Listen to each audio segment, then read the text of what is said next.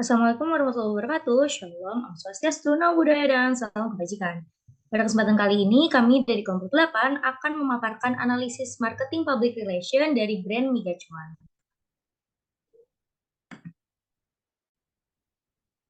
Nah, untuk anggota kelompok 8, ada Mahanani Isfara, Raditya Fanandita, Azara Putri Amelia, Maharani Yedija Siregar, Elvira Hendrawati.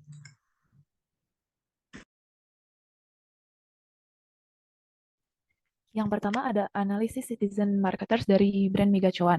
Penjelasan ini dikutip dari buku yang berjudul Citizen Marketers When People Are the Message by Jackie Huba and Ben McConnell. Dari buku ini, penjelasan definisi dari citizen marketers adalah orang atau masyarakat yang membuat konten atas nama perusahaan, merek, atau produk melalui berbagai media massa, bisa dari blog, bisa dari konten di Instagram, YouTube, ataupun TikTok tanpa adanya kerjasama dengan perusahaan terkait. Next.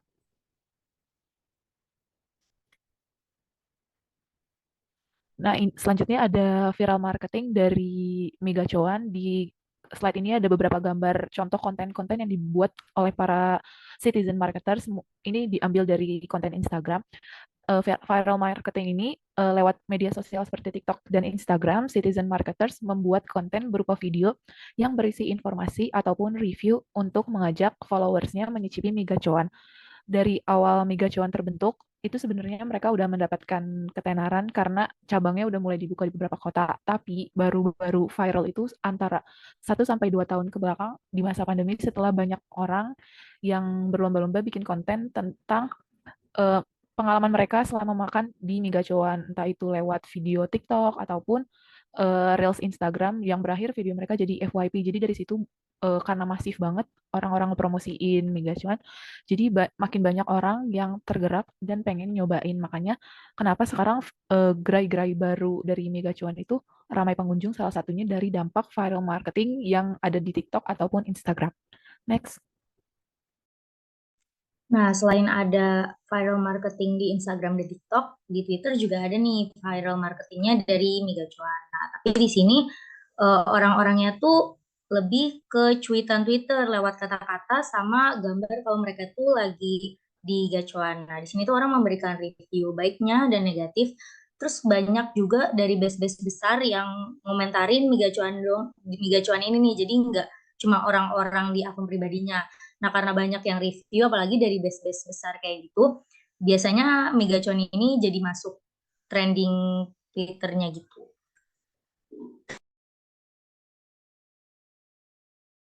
Ya, kemudian di sini ada experiential marketing. Menurut Kartajaya pada tahun 2004, experiential marketing adalah suatu konsep pemasaran yang bertujuan untuk membentuk pelanggan-pelanggan yang loyal dengan menyentuh emosi mereka dan memberikan suatu feeling yang positif terhadap produk atau service. Nah, di experiential marketing ini, customer akan merasakan pengalaman yang memorable dan tidak terlupakan dengan produk atau brand tersebut. Apabila berhasil, jenis marketing ini dapat menanamkan pandangan yang positif dari customer kepada brand atau produk. Boleh di next. Bentuk experiential marketing pada brand Migacoan dilihat dari bagaimana mereka menjual produknya, yaitu dapat menentukan tingkat kepedasan. Di Migacoan ini pada produk mie, customer dapat menentukan sendiri tingkat kepedasan yang diinginkan. Lalu setelah itu, bentuk lain dari experiential marketing Migacoan terletak pada nama-nama menu mereka. Dapat dilihat bahwa mie gacoan mengusung nama-nama yang unik untuk menu mereka. Seperti saat ini, mie gacoan mengusung nama-nama permainan tradisional yang sebelumnya mengusung nama-nama hantu-hantu yang ada di Indonesia. Ya, boleh di next. Nah, kemudian di sini saya akan menjelaskan mengenai customer journey experience. Ini merupakan di mana customer tuh mulai aware dengan brand, kemudian menjalin interaksi, hingga akhirnya customer mulai memutuskan untuk membeli produk tersebut. Nah, di sini terdapat 3 tahapan. Yang pertama yaitu awareness. Awareness merupakan tahapan di mana customer tuh mulai menyadari bahwa mereka tuh memiliki masalah, kemudian akan mencoba memahami masalah tersebut, lalu berusaha memecahkannya. di kasus Mega Cuan ini, customer tuh mulai merasa tertinggal jika belum nyobain gacuan, karena gacuan ini kan viral banget di media sosial, di internet maupun di kalangan sosial. Terus masalah yang kedua ini, customer tuh kadang memiliki rasa lapar dan keinginan untuk makan makanan pedas, karena mie gacuan ini kan merupakan makanan yang pedas. Terus tahapan yang kedua yaitu consideration, di mana customer mulai mencari-cari dan ngebandingin beberapa hal yang bisa memecahkan masalah mereka. Di kasus mie gacuan ini, customer tuh mulai melakukan research, kira-kira makanan pedas apa sih yang lagi viral di media sosial. Terus kemudian kan di situ kan pasti makanan pedas kan nggak cuma gacoan. Jadi mereka mulai ngebandingin beberapa tempat yang serupa berdasarkan harga dan jarak. Kemudian customer akhirnya mencari lagi pertimbangan seperti makanan apa nih yang terjangkau dan mengenyangkan. Nah, kemudian tahapan yang ketiga akan dijelaskan oleh Rida. Nah, kemudian setelah tadi ada awareness dan consideration, kemudian ada decision. Sesuai namanya, ini tuh tahap di mana pembeli menentukan pilihannya nih. Setelah tadi di awareness kan ada customer yang merasa tertinggal kalau belum mencoba gacoan, terus dia lapar dan pengen makan pedas. Nah, di sini gacoan tuh ditetapkan sebagai pilihan paling ideal dari si customer ini. Karena mie gacoan dipatok dengan harga Rp10.000 yang masuk dengan makanan yang terjangkau ya, dan dia mengenyangkan karena ini kan mie ya. Kita tahu sendiri kalau mie ini ada karbohidratnya. Nah, kemudian mie gacuan juga memiliki level pedas yang dapat diatur sesuai selera. Cocok banget sama awareness customer yang tadi pengen makanan pedas, terus dia juga bisa nentuin nih dia mau sepedas apa.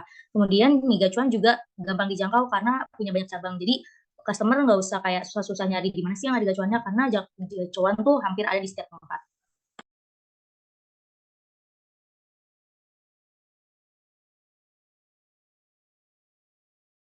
Kemudian saya akan menjelaskan lagi mengenai Customer Journey Map. Customer Journey Map ini merupakan bentuk visualisasi atau proses yang bisa dilihat.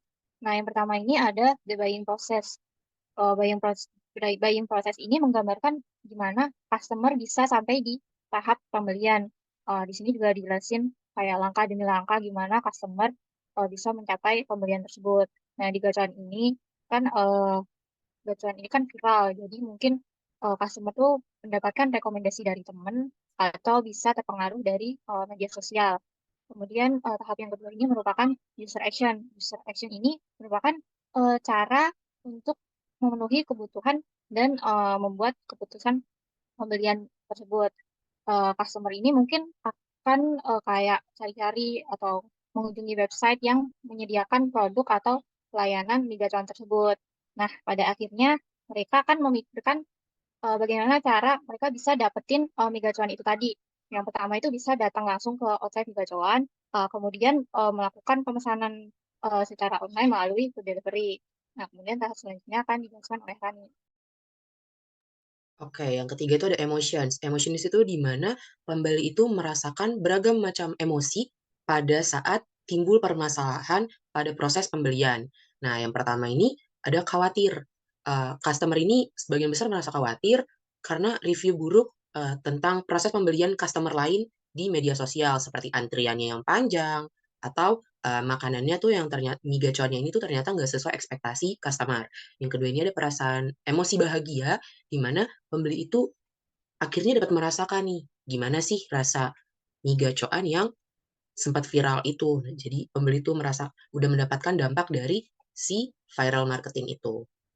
Oke, lanjut Rida.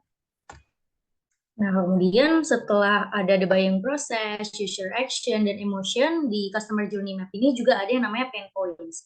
Nah, apa sih pain points ini? Pain points adalah kekesalan yang dirasakan oleh customer ketika ia memesan. Nah, salah satunya tuh kalau di Migacuan ada kesulitan mencari tempat parkir karena dampak dari viral marketing tadi, banyak banget orang yang jadi FOMO untuk nyobain Migacuan. Jadi semuanya pada datang ke Migacuan dan rata-rata mereka bawa kendaraan pribadi. Nah, kemudian karena tadi banyak orang, antrian jadi terlalu panjang dan lama. Dan kebanyakan orang nggak suka ya untuk antrian yang panjang dalam hal ini. Dan banyak juga review yang ngasih tahu kalau kasir itu tidak ramah. Jadi pelanggan juga merasa agak kecewa sama Migacuan. Nah, yang terakhir atau yang kelima ini ada solutions atau solusi yang diberikan oleh perusahaan kepada customer setelah meninjau dari customer journey map ini. Itu di mana ditetapkan keputusan kalau Mi Gacoan membatasi waktu makan di tempat per orang atau rombongan. Yang kedua, yaitu memberi solusi untuk pesanan takeaway agar tidak kehilangan kesempatan untuk mencoba gacoan. Nah, jadi menurut sekian dari kelompok kami, terima kasih. Mohon maaf bila ada salah-salah kata. Wassalamualaikum warahmatullahi wabarakatuh.